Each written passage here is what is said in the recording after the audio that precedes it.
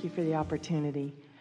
My goal is to talk about turning it around faster when things start to go wrong. I appreciated that you just said step 5 is not getting mad at yourself for having a step 1 moment.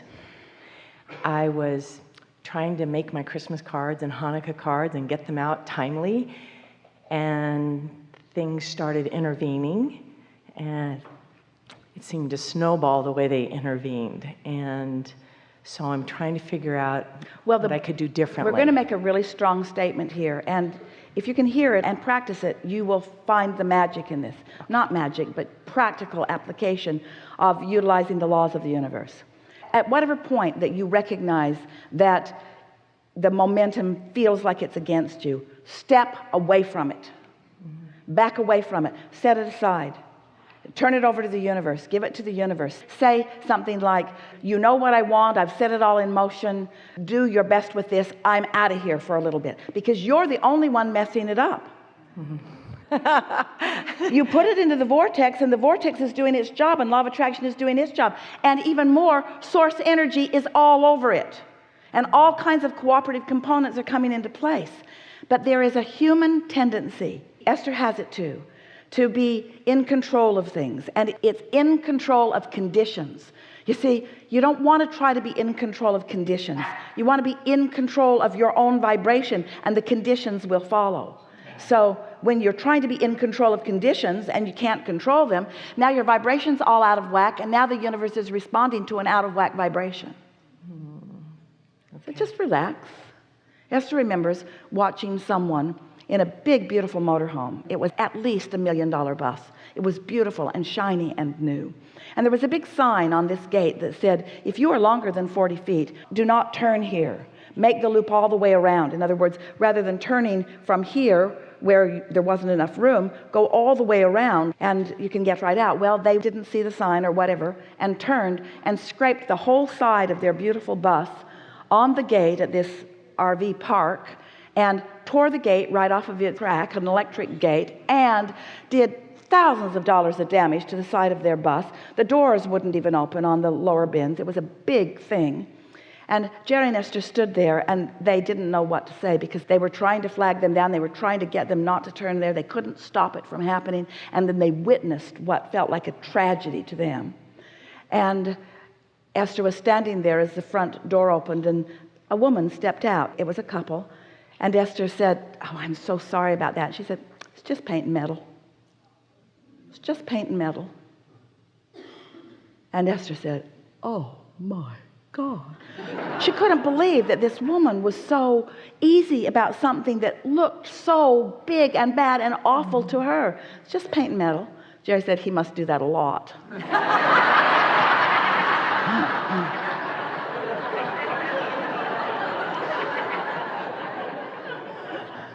She's adapted. But we would like all of you to adapt to things happening, and so what? Oh good, something else to create around.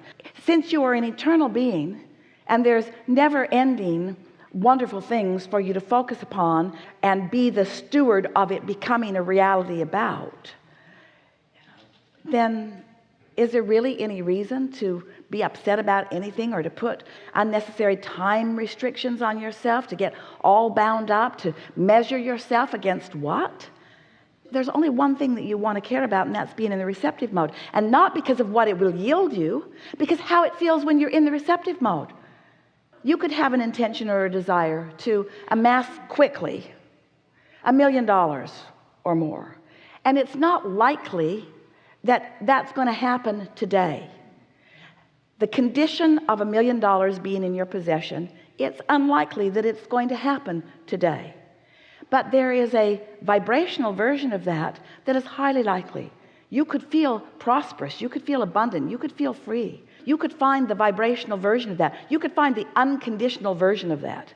You could have said, I'm sending my well wishes to all of these people I love vibrationally. And they're getting so much glut of stuff in the mail right now, mine will stand out when they get it in February or March. Esther receives so much mail and correspondence and well wishes that the girls just put it in boxes. They try to categorize it for her, and when she comes to look at it, she's overwhelmed by it. Even if she spent the whole week that she's going to be home, she couldn't even open it all or read it all or respond to it all. And she said to us years ago, Abraham, what should I do about this? What should I do about all of these kind people sending me all of this whatever that they want me to respond to? And Abraham says, see it and receive it with the love that they have sent it, and project to them an appreciation for what they have done, and recognize that the greatest value came to them when they wrote it, when they offered it, not when they're getting something back from you about it. In other words, find a way to put yourself in the receiving mode every time as much as you can. It's all about self-soothing. Because if you are mad at yourself for not getting it done, if you're angry that you haven't checked off your list on something, if you're worried that someone will judge you or that they will be disappointed because they didn't hear from you, or any of those things that sometimes you all feel about different things like that, then you're not in the receptive mode. And the receptive mode is all you have to give to anyone. When you are in the receptive mode, you're in the replenishing mode. And when you're in the replenished mode, then you have good timing. Then ideas come to you. An idea about someone who would like to hear from you, who's also in the receptive mode, when hearing from you would be a good thing to do or happen right here and now. When you're in the receptive mode, everything rendezvous for you. It's like getting into traffic at the appropriate time, getting into traffic at the inspired moment, taking an inspired direction, exiting and getting back on. In other words, there's all kinds of information that is available to you from this broader perspective who sees everything that you are. Your inner being knows where you are in relationship to everything that you want. Everything that you want, not just the big things, every single thing that you want. Your inner being knows where you stand in relationship to all of it. Haven't you ever been on your way out the door and you've completely forgotten about something that you really need to take with you, like the keys to the Delmar house, since that's where you're going? And on your way out the door, the thought comes to you, where do you think that comes from? And if you are frustrated because you are running late, that idea is being offered to you, but you don't receive it. You don't even remember that you don't have the keys until you need the keys. You see what we're getting at? The receptive mode is everything. It's clarity. It's happiness. It's joy. It's appreciation. It's good timing. It's right place, right time. It's life-giving. It's health. It's well-being. And it's a whole lot of things that are going to turn into really good stuff as a result of staying in that vibration more of the time. 2 times 2 is 4, and 4 times 4 is 16. 5 times 7 is 56, and 4 times 8 is 32. In other words, practice your times tables on a regular basis.